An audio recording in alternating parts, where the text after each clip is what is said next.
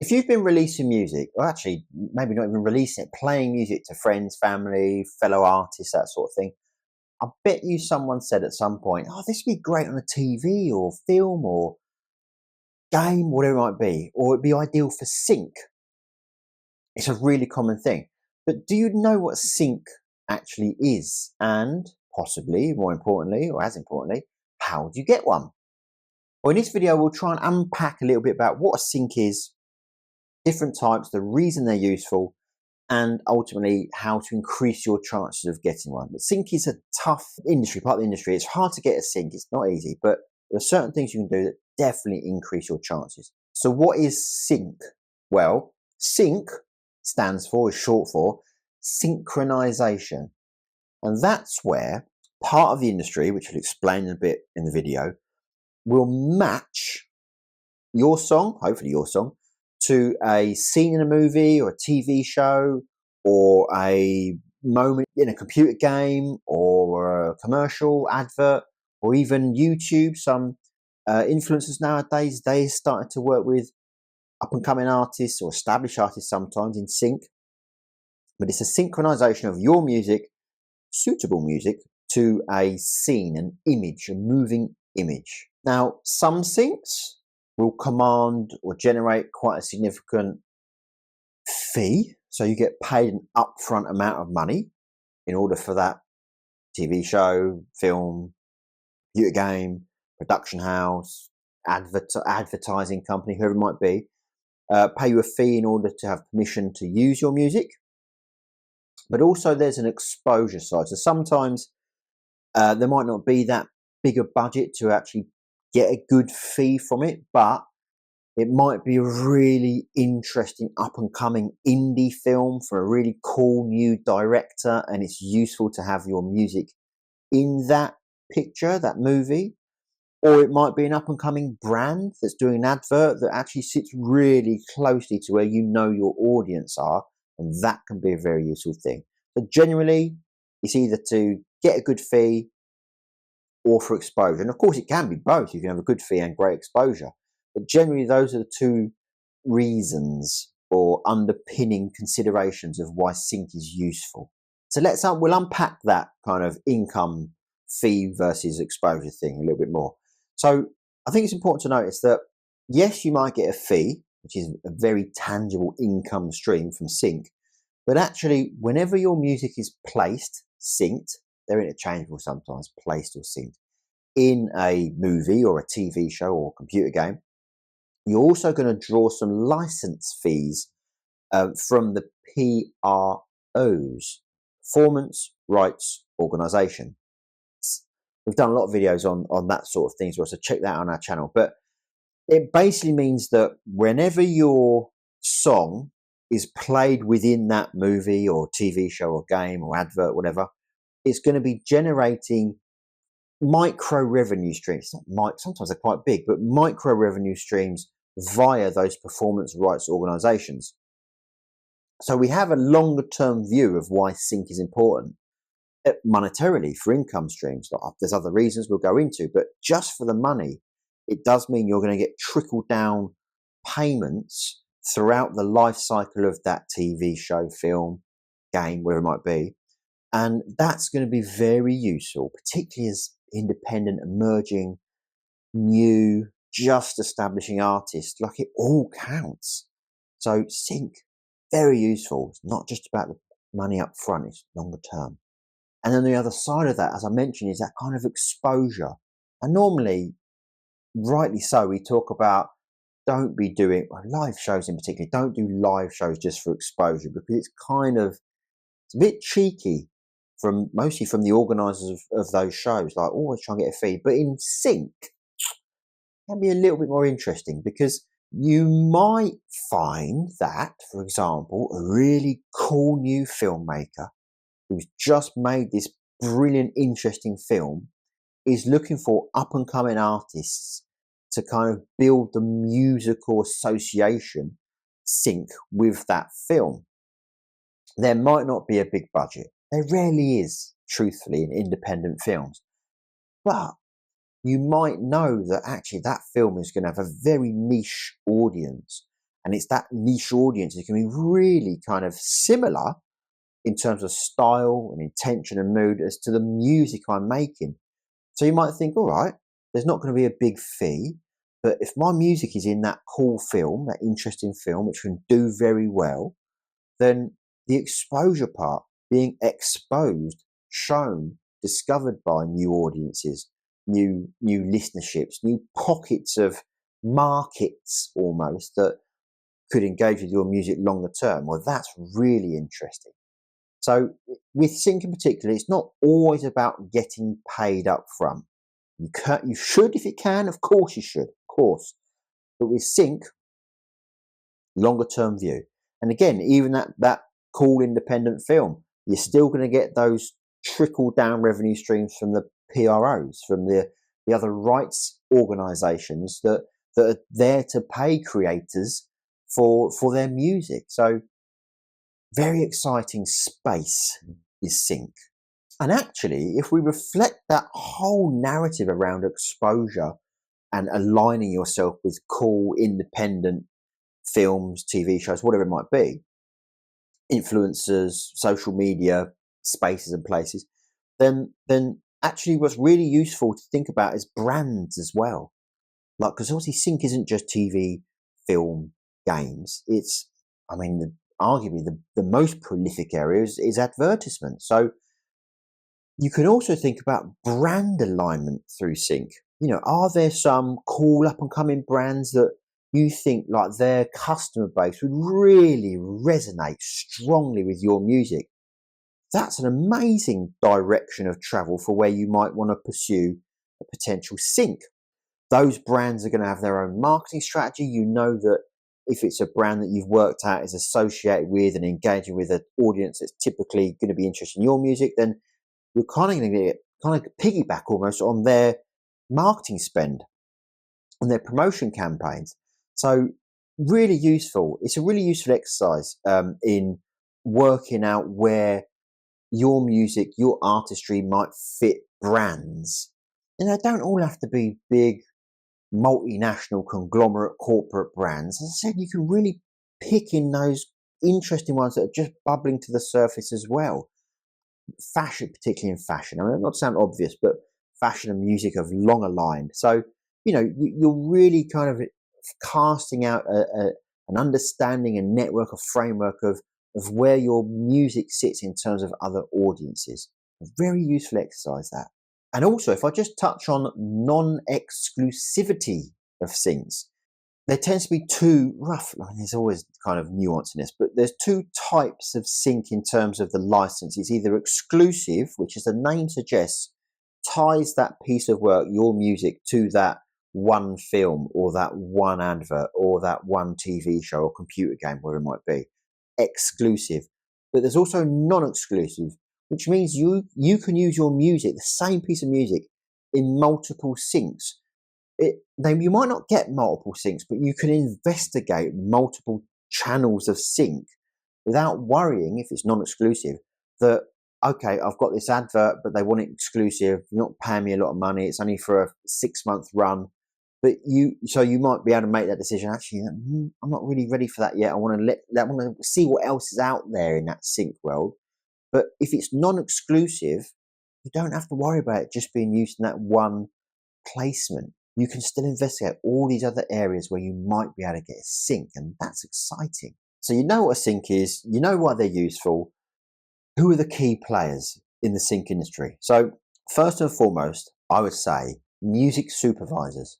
Who are music supervisors? Well, a music supervisor, their job is to fundamentally place music onto a moving image, whether it be a TV show, a film, whatever, and they would then show that to the director or the production house or the editor, whoever might be that kind of decision maker there, as like their highly recommended suggestion as to what music would work in that scene because they've received the brief. So music supervisor arguably are the real pinnacle of key people to connect with. We'll come on to how to connect later, but music supervisors, lock that in your head.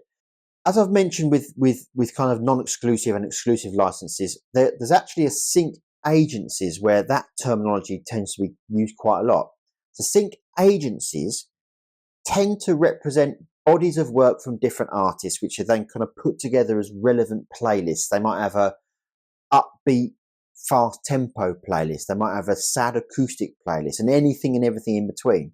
They present those playlists, those micro libraries, playlists, to music supervisors normally, who can then investigate in their own time that playlist.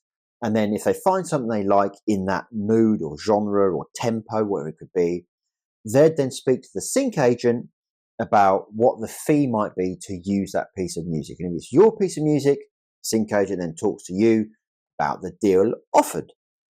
The thing with sync agencies is generally they tend to be more passive. They work really hard. I'm not saying, no comment on the people working at sync agencies, but their job is to build up relevant libraries, playlists, kind of lists of music and artists, so that they increase their chance of getting a sync through music supervisors. If there's more music for them to choose from, the music supervisors that is, that the sync agent represents, again, the more likely they are to get paid, the more likely you are to get paid. So just remember, if it's non-exclusive with sync agencies, it's cool. I would go with them. It's no bad thing to have your music kind of invited to be listened to by music supervisors. If it's exclusive, make sure you're making a very, very considered judgment, because if it's an exclusive arrangement with one sync agent, that piece of music can't go to any other sync agency. Anyway, that's sync agencies.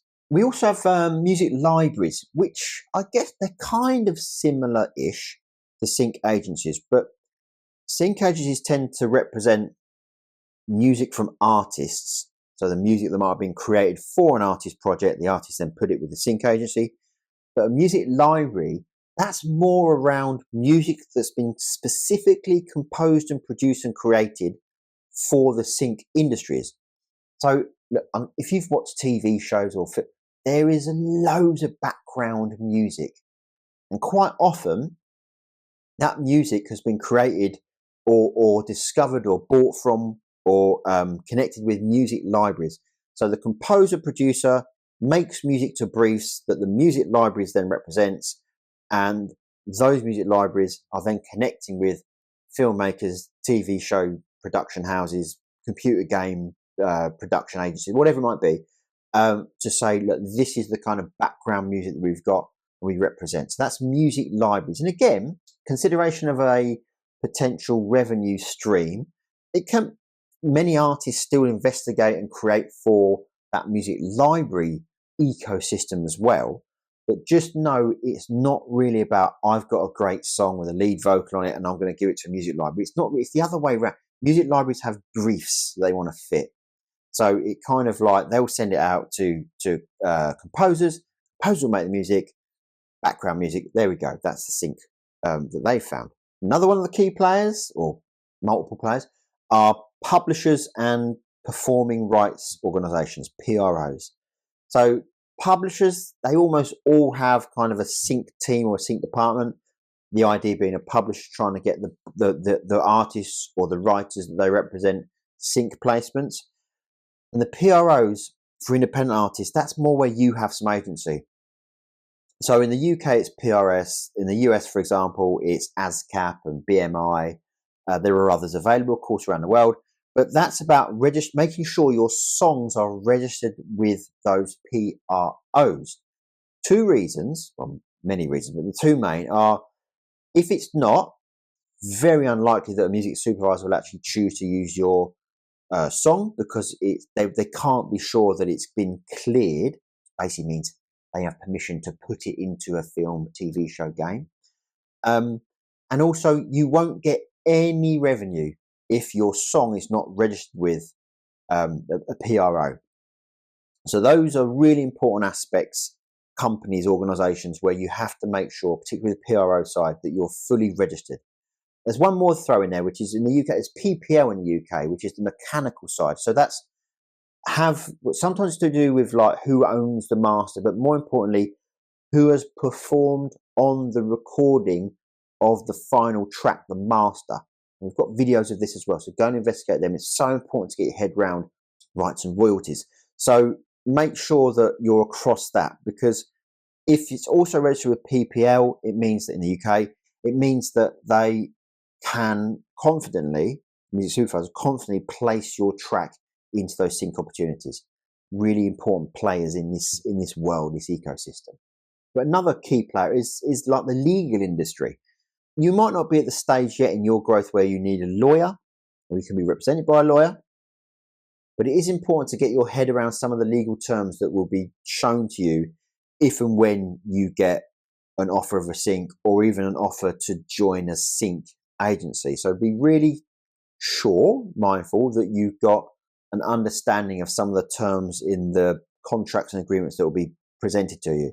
And yes, sometimes you do need a lawyer to go through those, but have a general understanding for sure. Really, really useful in this world. And finally, let's talk about how you increase your chance, your opportunity of getting a sync. So we've talked through the kind of key people in that world, operating in that world, that are the gatekeepers by definition. I don't mean they intend to be the gatekeepers, but they are by the definition of their role. So music supervisors. First of all, you need to know who to reach out to. Research music supervisors. You can find those through IMDb, credits on TV shows, films, computer games that you know kind of are in the world of your music, as previously discussed. LinkedIn and Google, of course. LinkedIn's amazing for this. Google, of course, you can discover more. Build up some of the targets. So same with sync agencies, look into sync agencies and compile a list, a database of them and who to contact there. They're the two real main kind of functions that you want to be engaging with. So, but once you know who to contact, what on earth do you send them? And this is key. So a show reel is massively important. So if you're a new artist, you've got no syncs previously, then you've not even released music. It's totally cool to send a private playlist on SoundCloud, a private SoundCloud playlist, because that's going to show, obviously, the music supervisor or the sync agency what you're about musically. Give them an idea of whether the music is produced well enough, is strong enough. They might want to represent it.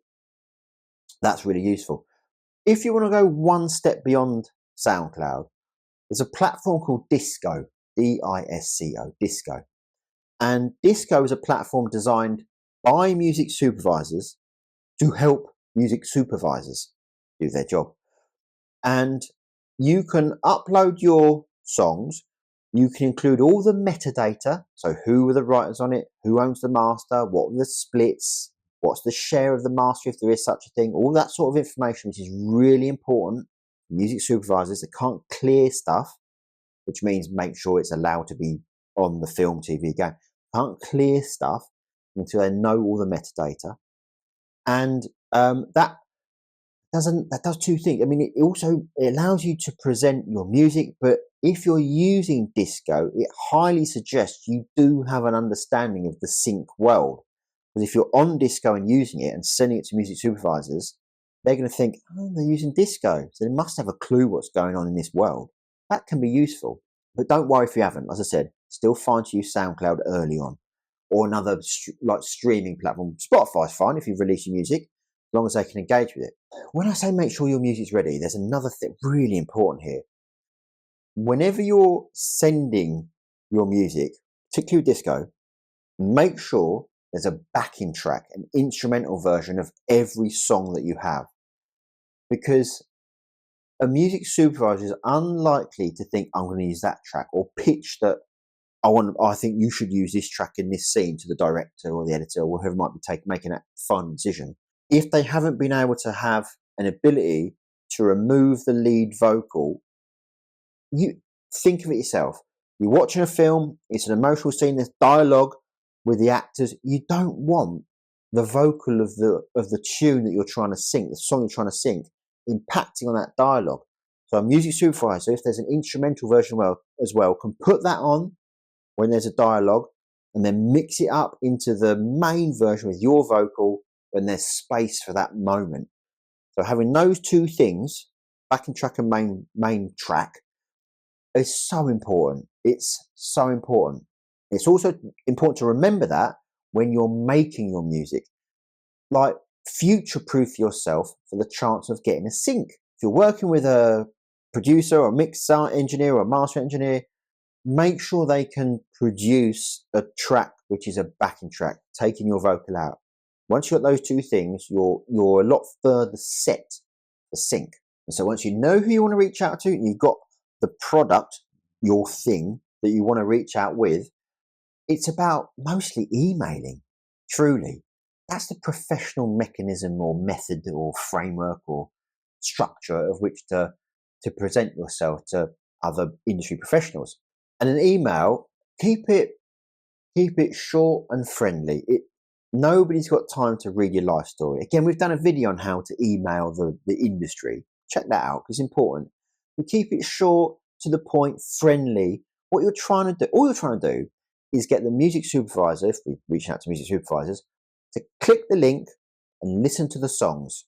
And if they like what they hear, they're more likely to respond. If you've done a massive bio, you've done a bullet point of 73 things you've done, including, I don't know, like playing your local pub to 6 people. It's just way too much information at this stage.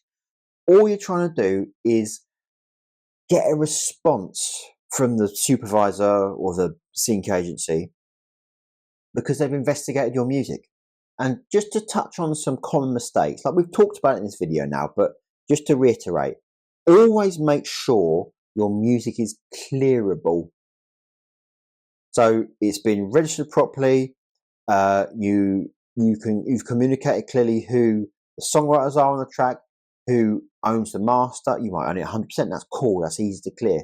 But make sure that all that information is taken care of. Do not ignore split sheets.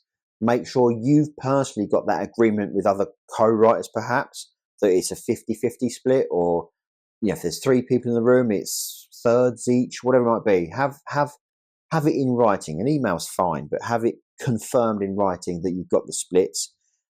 Likewise, if it's a 50-50, make sure that you've got permission, you've been given permission in writing, email's fine again, that you are allowed to pitch stuff for sync. Like, don't leave anything to chance, because if it is to chance, there will be someone waiting in the wings to take that sync from you, so to speak. Must be registered on the PROs, as said, like PRS, ASCAP, BMI, wherever your PRO is in the place you live. Make sure you've done that. And this might say, make sure the quality of your recording is high. Like, it needs to be a WAV file. It needs to be well produced. It's got to be good music. Likewise, the backing track. Make sure that's taken care of. Know that it's a long game. It's a long game. Might take you a good old while to get a sync. So stay in the game. Keep trying. As I said earlier, you keep moving along. You keep making new music. You can always come back to those contacts and try to keep building on those relationships. But it's really useful. I was going to say lucrative. It can be lucrative as well. But it's a very useful avenue to explore. I hope you found that helpful. If there's any questions, throw them our way via our website or wherever you find us on social media. I hope you found it useful. Bye-bye.